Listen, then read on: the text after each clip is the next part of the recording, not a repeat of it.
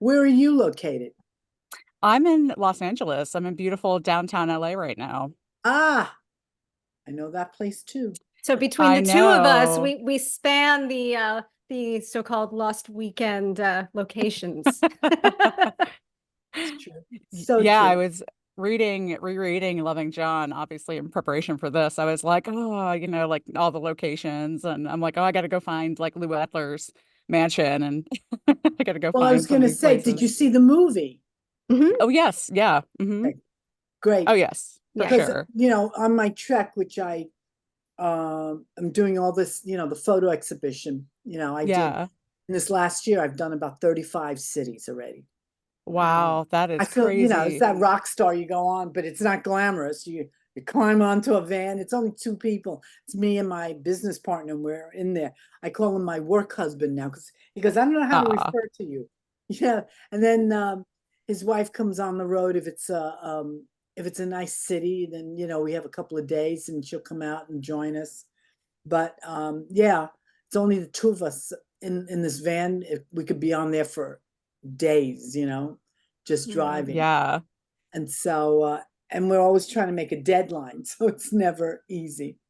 Um, yeah, but it is amazing to meet the people across the country. You don't realize how big it is until you do this trek. Yeah, And all the quote unquote flyover states and that yeah, kind of thing. yeah. And you go from New York to LA and you don't see the middle. Hmm. Yeah. I've been to places I've never, ever, ever heard of. And a lot of Americans don't, they'll go. One of my favorite places is a place called Three Oaks. They go, where is that? They go, it's near New Buffalo. They go, where's New, Where's that? Where's that? where's that? And literally it is New Buffalo, near it is considered north. It's near Lake is it Lake Superior? Yeah, I guess it is. Or Lake Michigan. I forgot what it's up in the north, up in that Indiana, up in that direction. Mhm. Whatever lake is up there. I gotta look at my history now and look at geography. But it was I said, this is interesting. And it's considered like what it's like in New York. It's like the Hamptons. That I Oh, Ooh, wow, okay. Yeah. beautiful. So I walked around and I went, oh my God. And you would never know it because we don't come in that, we're not, we don't do this. We do the Hmm. Hamptons. So I Right. don't know what this is. So it was quite interesting. And Three Oaks is this tiny little place. It's a one traffic light town. Cute. Oh, And yet I met a woman who has come by my store and I'm thinking, what could she have? She has some of the most amazing clothing I've ever seen. Oh, wow, wow. that's so cool. Yeah. And who would have thought that? It's all these little things that, you get a chance to see. So to me, America's been that type of thing. It's been great. That's awesome. That's so cool. Yeah. And yeah, we definitely want to hear more about your exhibition and talk. Yeah, we have so many questions for you. Let's go. Let's All We'll right, go. let's try. do this. Just there's so much. Eric and I were talking before this. We're like, we have all these thoughts. Anyway, um, but so in preparation for today, we both reread Loving John and obviously saw The Lost Weekend, rewatched that. And they paint such an amazing Technicolor portrait of your time with John. And I think people, I think, only know a small fragment of your story. And sometimes, as I've sort of thought over the years, it's really skewed and it's like downright incorrect in a lot of places. So, do you feel like you've had to kind of set the record straight a lot? That's basically why, in the end, I thought about doing the documentary for myself, only because everybody was saying, I've read everything about you. I know everything about you. I said, okay. And they would say, oh, you did this with John, you did that. And I said, no, that's not it. I said, well, I read it. So it must be true. It's that line, all those lies that we've heard, and it's now becoming the truth because you say it so often that you believe it. Yeah. Uh, that's basically what has happened. So, and especially if it's another set of people that it works better for them that the lies stay out there, that John wasn't great, John wasn't happy, John wasn't anything. And then, and they said, oh, no, no, no, that's not the way it works. He was miserable with May, so I finally had to, because everything they talked about, I was there. I was the one that Yeah. was there. A lot of people didn't even know it. In fact, when I do the exhibition, a lot of people had no idea that I even had the movie out. So when they come in, I go, have you seen my documentary? It's become like an anthem. Have you seen my documentary? You should just get it on a t-shirt. Yeah, I know. And I really should. And I just sort of said, they just know, what is this? Because I sell a poster from it, for the movie. And most of them, if they come early, sometimes it's a 2-day event, or if it's 3 days and they've been there the first day, they come like the last day or so, and they come in, they said, I watched the movie. I had no idea. And they come back to tell me. Or Oh, they that's try to great. find me. They try to find me and they leave me a note. well, the film has so many photos and so much amazing footage. And most of those were taken by you and by John, I think, right? Well, the photos are, we got it from a lot of different people who were around us at the time. And then there are footage, some videos that I've never seen, and I don't even know where they got it from. But, you hire a service to say, are there any photos? And they say, well, they got this. And I go, where did that one come from? I've never seen this. Yeah, there were a couple of things like just even almost B-roll type footage of you in the background or walking on the street or handling a press event. I'm like, wow, they have a high-res footage of just I her in know the background. That's so quality. cool. Yeah. That was done by Richard Kaufman, one of the co-producer director. They wanted to be sure the film went into 4K as opposed to leaving it in the in the what do you call it, in the lower res type thing. So it was, that's where it went, and it looked so amazing. It really was. It really did. Yeah, and just the visual effects too, and the sketches, and like all, it's just, Yeah. it's so Mhm. wonderful way to tell your story. It really brings it to life. What did you think? I mean, I assume you liked the film. Oh yeah, for sure, Yes. for sure. Yeah, it's and as obviously Erica and I are big Beatle people. It's like as far as Beatles documentaries go, I felt like it was one of the best one, like just because it really kind of was a dynamic way, to tell this story. And as you say, it's like, people misunderstand it. So it's an easy way to sort of like get the true story, Yeah, I think the term lost weekend, and I understand why John interpreted it like that, but it's so misleading. It puts this whole diminutive. 18 Well, plus month time into this blur of this short. Well, yes, and that was the whole thing. I didn't even know if I wanted to use it for the title of the documentary, but here was the thing. If you didn't use it, and I understood it didn't, it was really more the directors who came up with that. But if you didn't use it, they wouldn't know the time frame. They don't understand the time. So we changed it by saying The Lost Weekend, a love story. So it went into that as opposed to just The Lost Weekend. But now I think it's changing. A lot of people going, there's another movie called The Lost Weekend. I said, yeah, I know. This Oh is yeah, that's something different. else. Yeah, that's a whole other thing. Yeah. But yeah, so it's on that level. And when people see the movie, it is great. I always try to tell them, if you like it, please leave me give me a review on wherever you got it from, because this movie was truly an independent film. We had to raise the money to get this movie made. So this was not like, oh yeah, people came in and gave me a bunch of money and we did this. It didn't work like that. I learned a lot. Let's put it that way. Yeah. Oh, I bet. I bet. Yeah. So For in sure. lots of ways, you know what? It was good.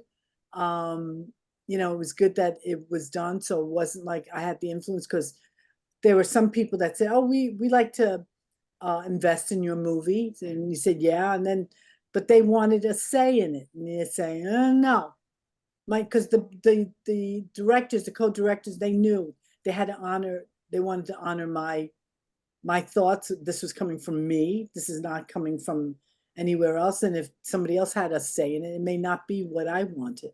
And Well, it's my, Yeah. yeah, nobody has a perspective on this time period in John's life that you have. Nobody else could tell the story. Nobody else should tell the story.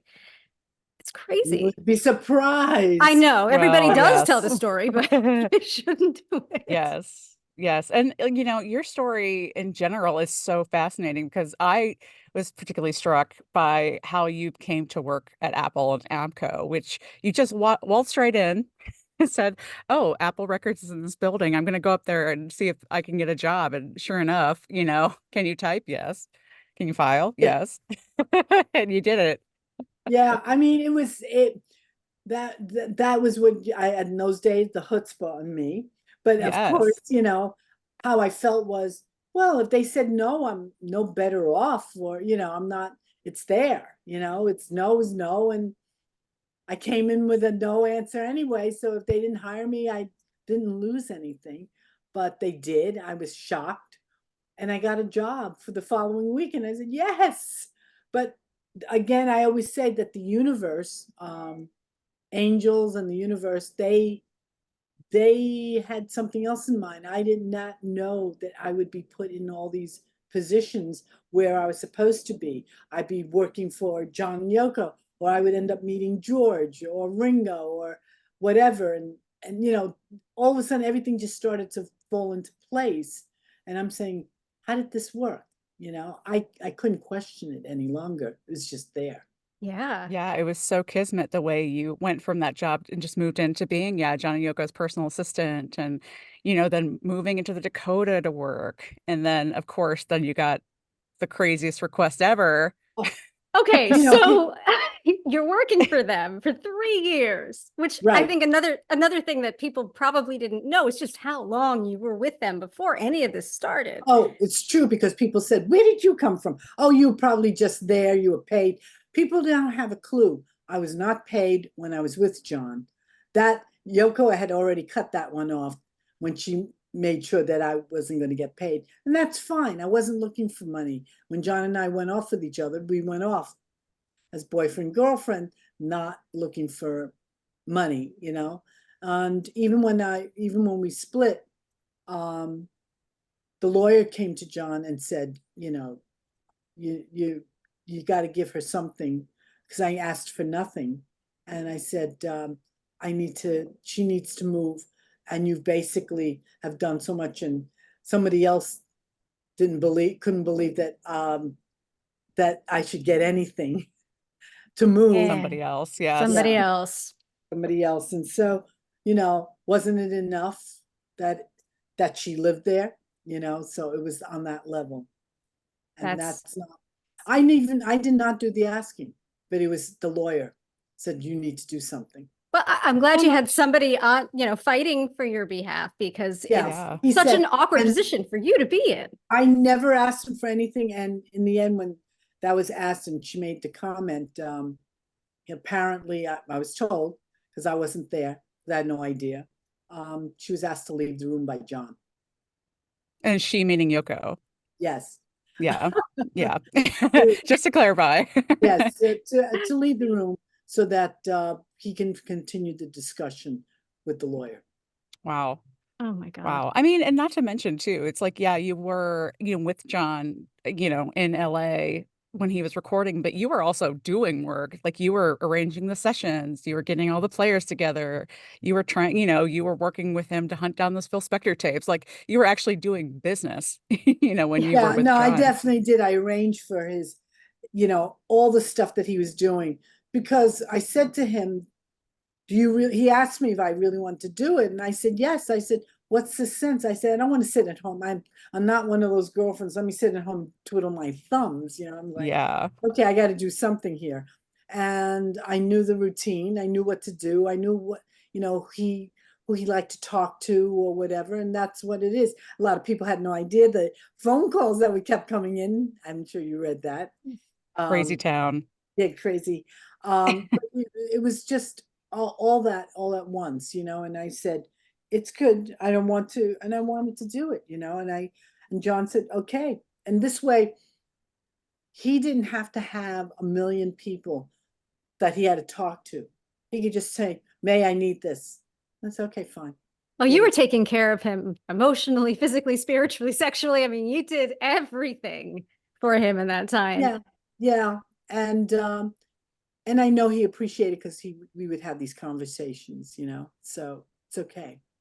Yeah. Even though it's not out to people, and it's okay because I knew it, he knew it, and we just kept it to ourselves. Yeah.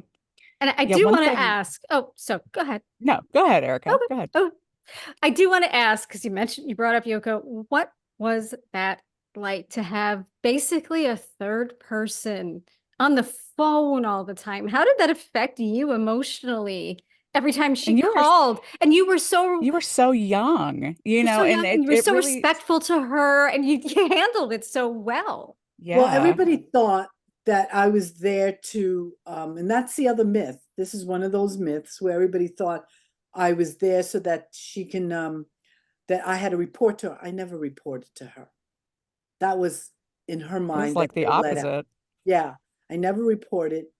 It got to the point, I mean, she used to call anywhere from 1 or 2 phone calls a day to like 15 a day, just over nothing.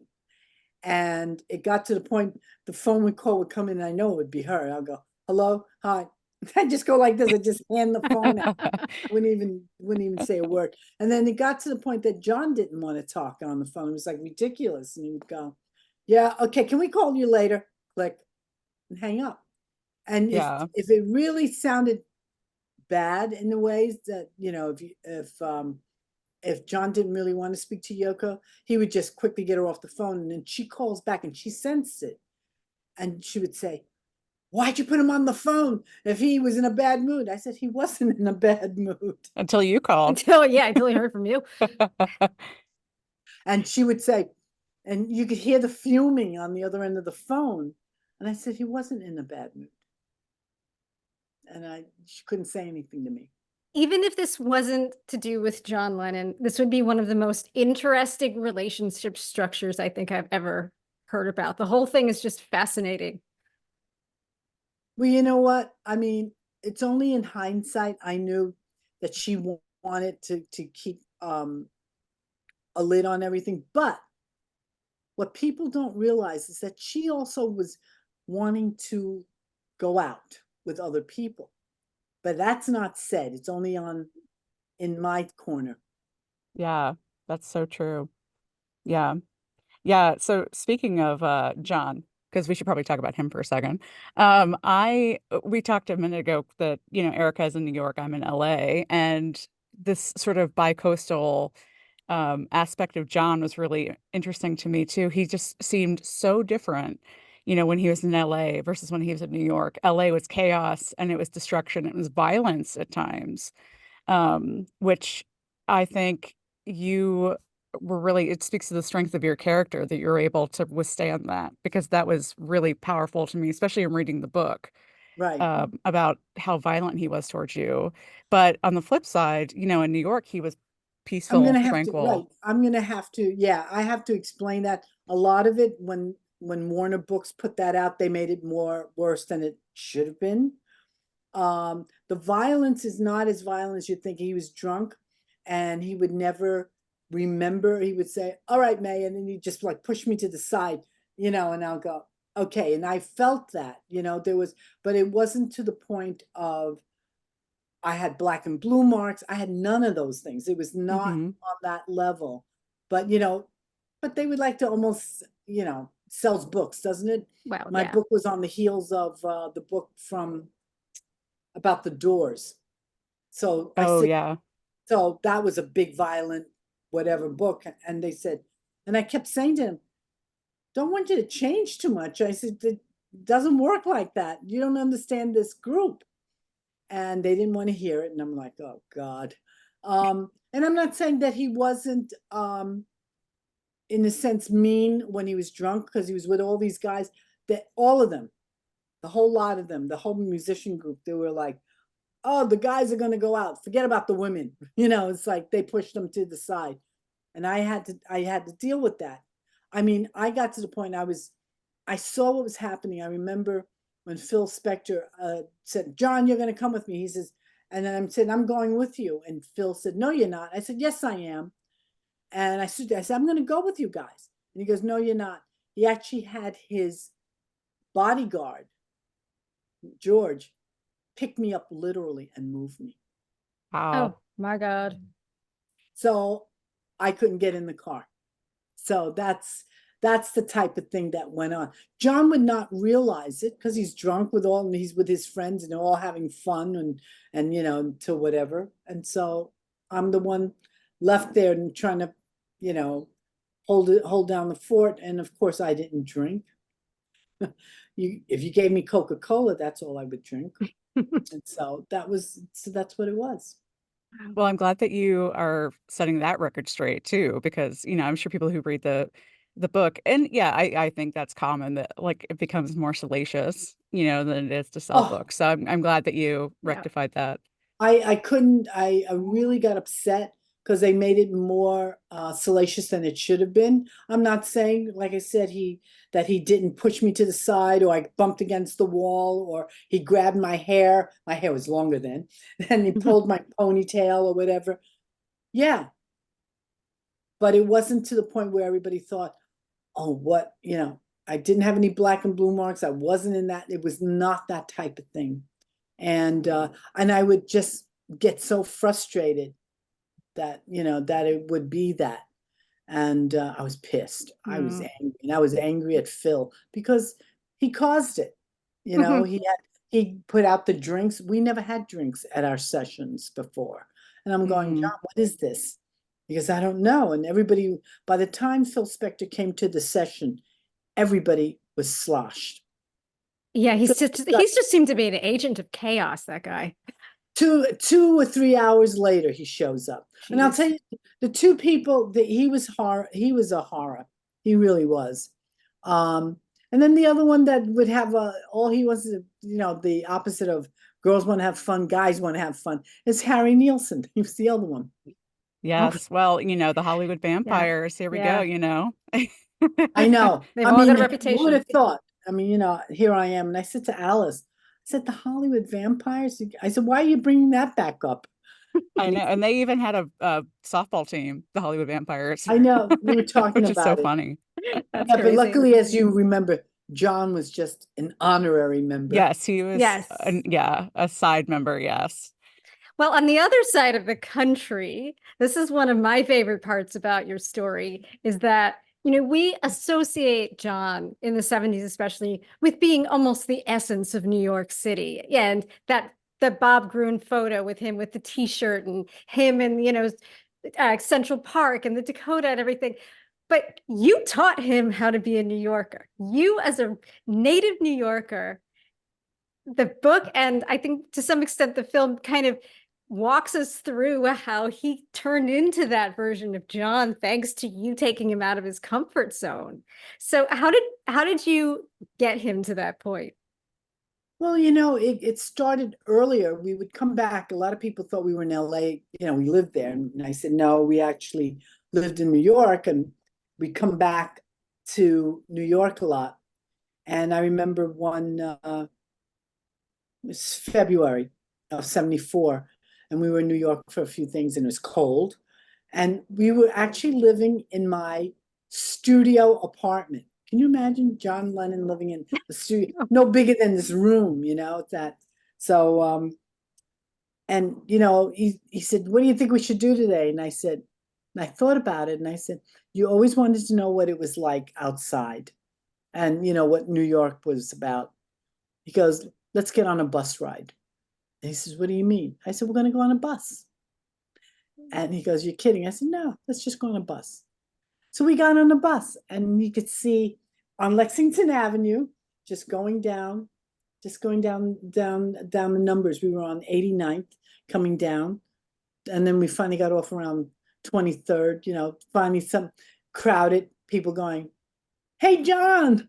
And he goes, hey. And you hear the guy go, I told you it was him. So then John looks at me and he goes, time to get off. So, and we had a picture, and I got a picture of us on the bus years later because the bus blocked this guy in, and he was waiting for the bus to move, and he was a photographer instructor. And he took his camera out and he took a photo of John and myself on the bus. And Oh, John, that was handy. and So right, this is now 1974. I did not see these photos till 2002, 3. I had no Wow. idea there was even a photo out there. One of the students came back, he says, I have to reach May. And they said, I said, okay. And I ended up talking to him because my instructor handed these photos out he took of John during that time. So that's Wow. needle in the That's haystack, you amazing. know? I Yeah. love that. And I love the kind of contrast between you forcing him on the bus and his life on the other side of the equation where Yoko loved the stretch limousine. So he had two different, very opposite experiences of the New York lifestyle. Yes, and especially we were going to what was it, to the Sergeant Pepper opening, and the limo comes and we're getting in, and I go in the front, and he goes, what are you doing? I said, I'm not sitting in the back. And he goes, Love why that. not? I said, we're picking up other people. Why would I want to get stuck back there with everybody else? I'll sit comfortably in the front, because in those days it wasn't bucket seats, it was just straight across, bench seats. And I said, I'd rather sit in the front. And he went, and he thought about it, and he went, move over, I'm sitting in the front with you guys. Aw. I love So that. so the driver had no idea that all of a sudden he's got John Lennon sitting in the front. Oh my God, Hilarious. That's so cool. I love that. Yeah. Uh, I think something else, another myth that you're sort of busting, is, and you go into it obviously a lot more in the book and touch on it in the movie as well, is how long your relationship lasted with John. And the last time you spoke to him or that you saw each other was 1978, Right, correct? but So, right, yeah, I saw him in 78, but I did speak to him in 1980 because he was right. trying to figure out a time for us to get together. And he And called you from Cape Town, right? yeah. So What exotic. I know, right? Cape Town, South Africa, So random. Yeah, and it was something that Yoko said. You know how Yoko is. She wanted me to do an East meets West, so I just got on a plane, and that's what it was. And I said, oh. And he goes, I sent you something, and I don't know if you'd know it was really me or not. And I said, oh, okay, I'm curious now.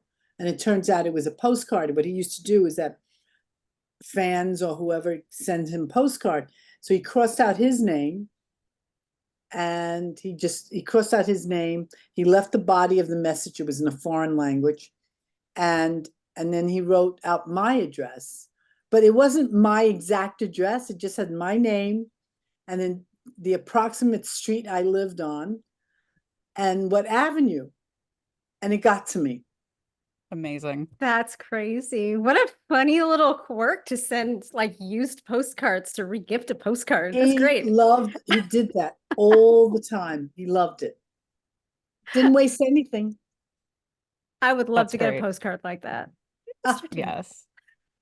So of course Yes. that's in the movie. I still have all these little things. Oh, that's so, yeah, your collection must be amazing. The things that you Well, have here and and there. here They're and there.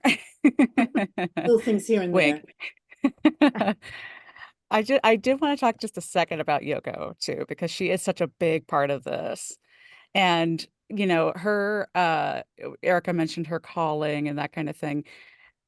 When going back to the book again, how was it, that how did she react to the book when you put your story out? Because I know you said that John would want you to tell your story. And it's a way to, as you say, like you're a firsthand witness to this period in his life. But did Yoko have a reaction, or did that inspire her to then put out her angle on I things? have no idea because she did enough angles from a lot of different Yeah. Fair, movies. yes. For me, when I put it out, my very first interview, nerve-wracking. My very first was Good Morning America. Mm. Baptism by fire. Yeah. And it was David Hartman who did it. And he had to read, and I had no idea he was going to do this. He had to read a little statement from Elliot Mintz, who represented Yoko, as you know, and said that nothing in the book was true. Mhm. And I said, okay. And I said, if that's what you want to believe, that's fine. I said, most people know if it's true because they were there, you know. So Elliot Mintz was there and he read that Yeah. out loud. Well, you have to know, as of what I just said, who was there, whose side is he on, Mhm. Yeah. True. and that's where that goes. Wow. Yes. Yeah. Well, somebody who was there, thanks to you, was Julian. Mm. And I loved seeing footage of you guys in the documentary. I thought it was so sweet. I love when you come up behind him and give Oh him a my little God. squeeze. Yeah, It would he like had no warm my idea heart. he did not know I was going to do that. Yeah. Aw. It was so cute. And I love that he used one of your photographs for his latest album, the cover of So that. I just found out, and I say this, so little messages, right? Because people didn't realize that John and I still saw each other behind the scenes. But he asked if he could use a photograph that I took of John for the single of Imagine that was being released in the UK. So I said, sure, of course you can. So I have a father, and now the son has got the album cover of a photo I've taken. So it's a father and son thing. But I did not know, and a friend of mine said, did you see? I said, see what? He goes, he released Imagine in England on your birthday. I said, are you sure? And he goes, yes. I only found this out not that long ago.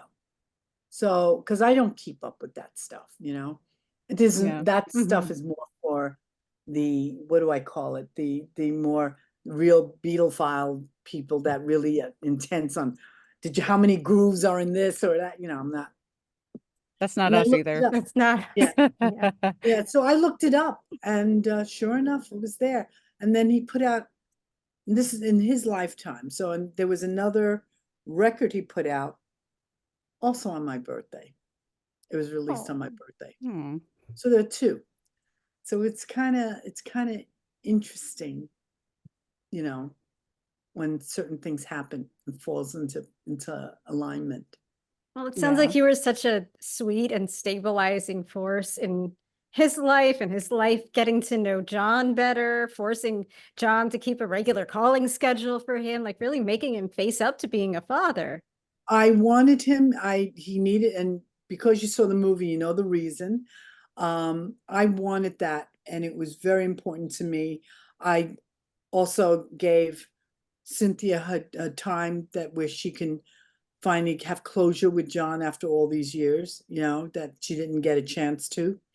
So it was a lot of things. It was all meant to be. Cynthia and I were very close, and believe me, it was very heartbreaking for me to know when she was dying, and when she died, I was just devastated.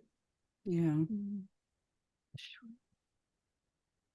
So, what misconceptions about John do you feel that the public is intent on keeping that you should bust out?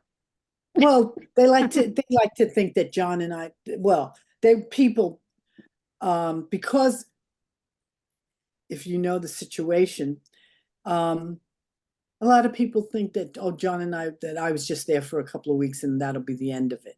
That you are a paramour.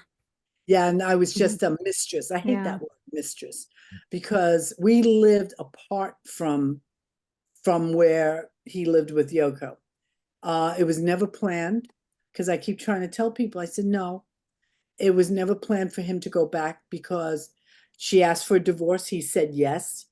Even she was like trying very desperately.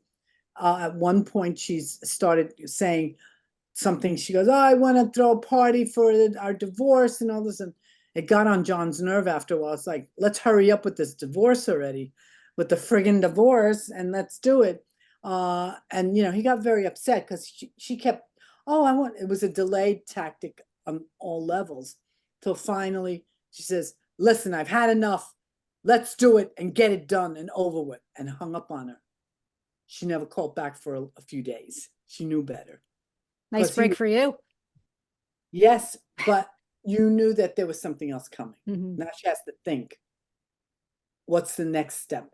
Because if you follow in line, there's a lot of things that she kept saying to hopefully that she thought was going to be his reaction. And when it didn't happen the way she thought, that's when she started to freak out because nothing was going in the direction that she wanted. Right. That seems to do with much less with you or with John than with her and David Spinoza, maybe, or whatever was going on in her It was private with life a lot too. of, you know, there was a couple of people.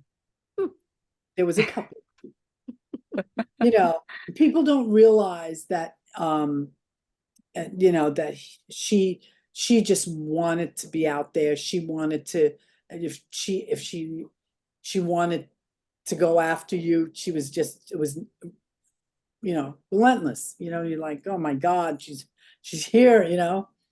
Yeah. And so it was very difficult, you know, and I don't,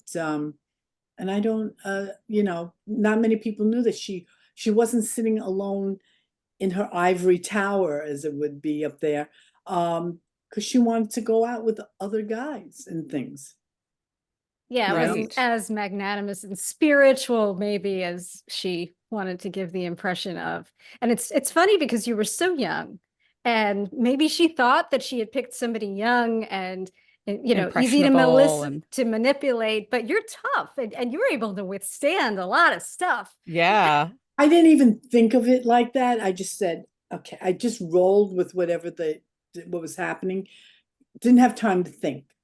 I just did what I had to do. And you know, I remember talking to Jerry Rubin. Remember him? The Yes. Chicago 7, Yeah. whatever. Apparently Political activist. yeah, she was very close to him. I met a lot of the members. I happened to like Rennie Davis. I happened to like, you know, Jerry was okay. Abby Hoffman, you know, there was a few of them, and I really liked them. They were nice people, but somehow, when it came Jerry, I just sort of said, so I read a newspaper, and I remember saying, "Oh, here he is."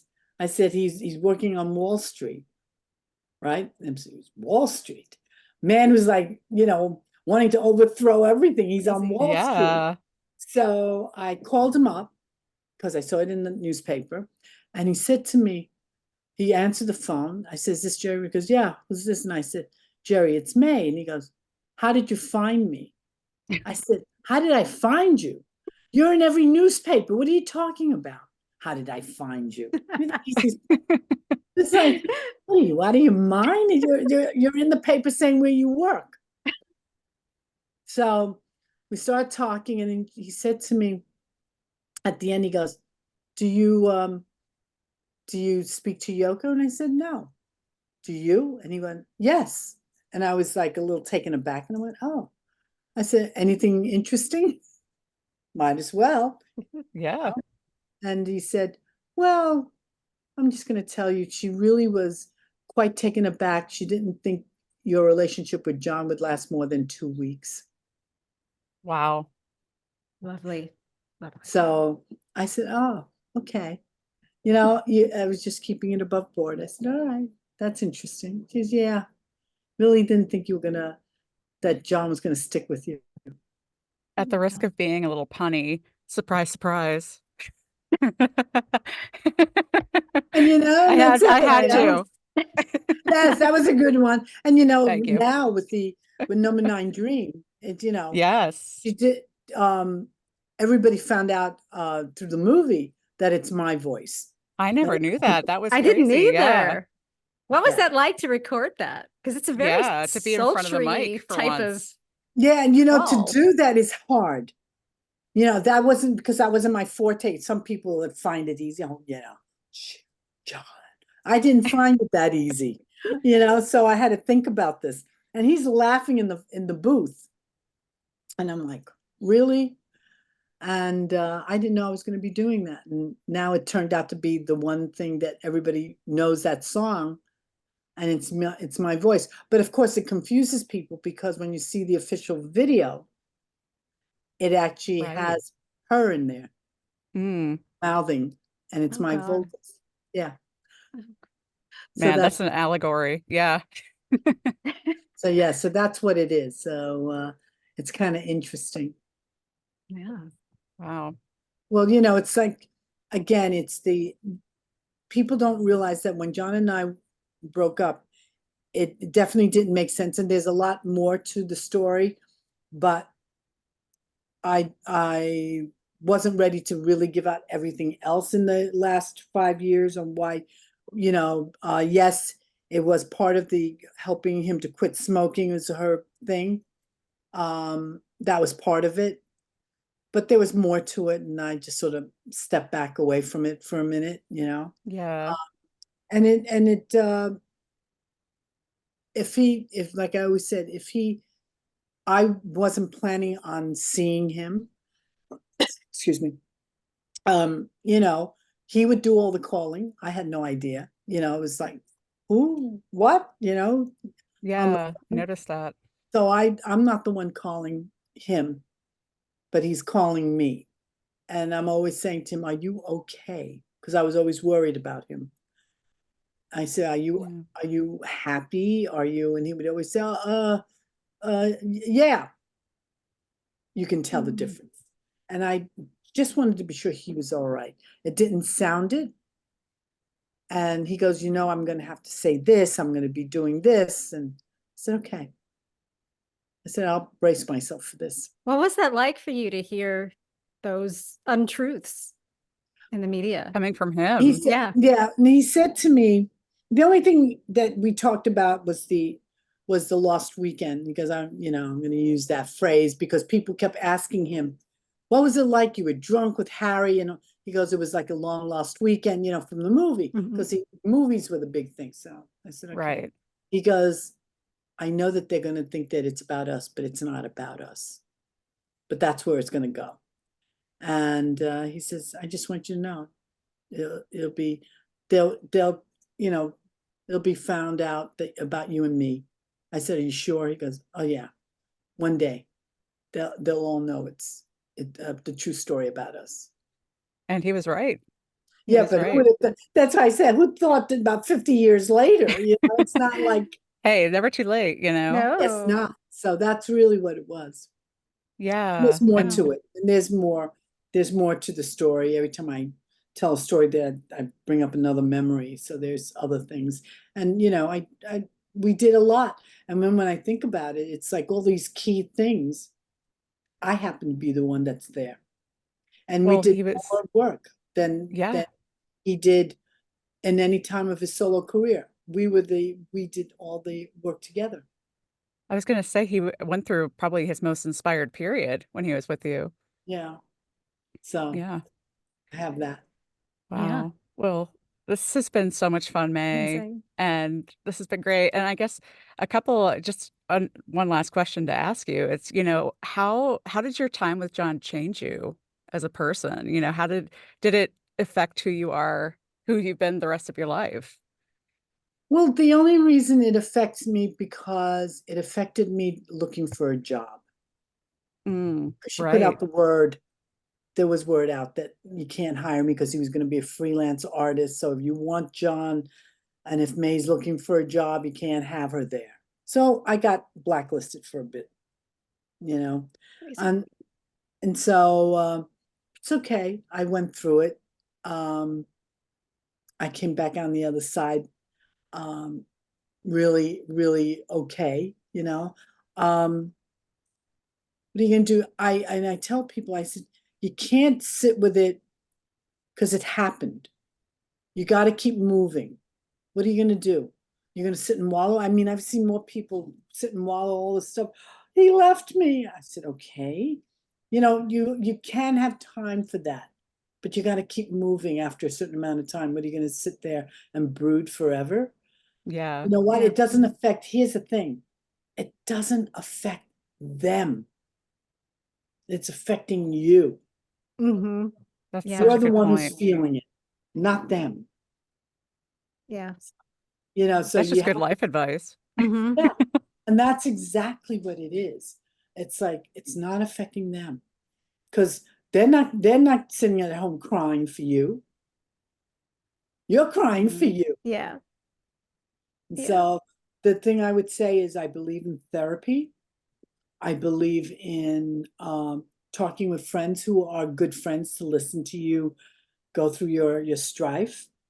Um, and there are a lot of help out this. You can't go it alone. If you can't go to alone, try and find a way to who can you talk to because there's a lot of self-help out there, and there's people that will be online.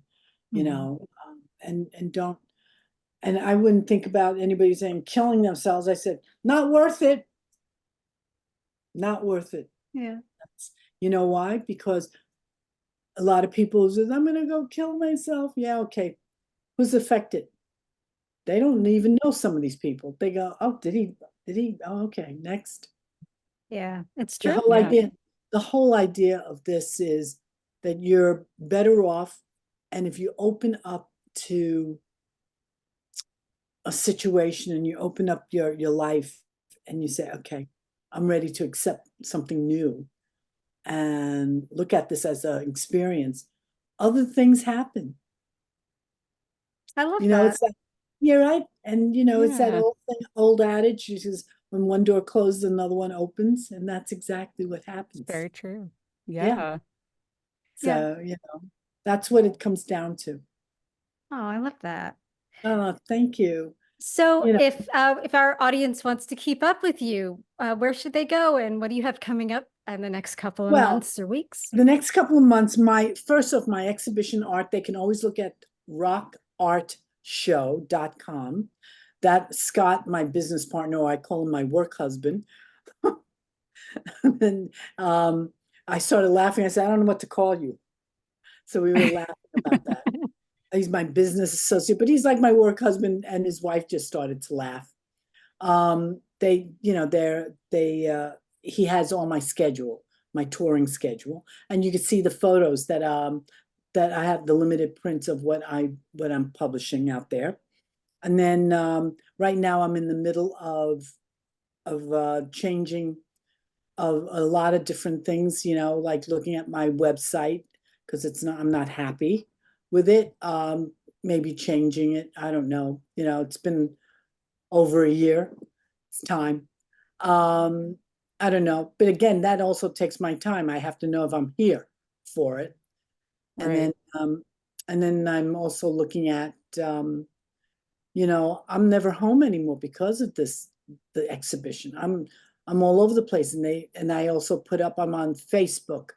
I have a little thing. I have a YouTube channel, and I do a little Oh, yeah. thing called "Did I Ever Tell You?" And I do 1 minute clips of little stories that a lot of people wanted to know. And say, Oh, "Oh, did I tell you that?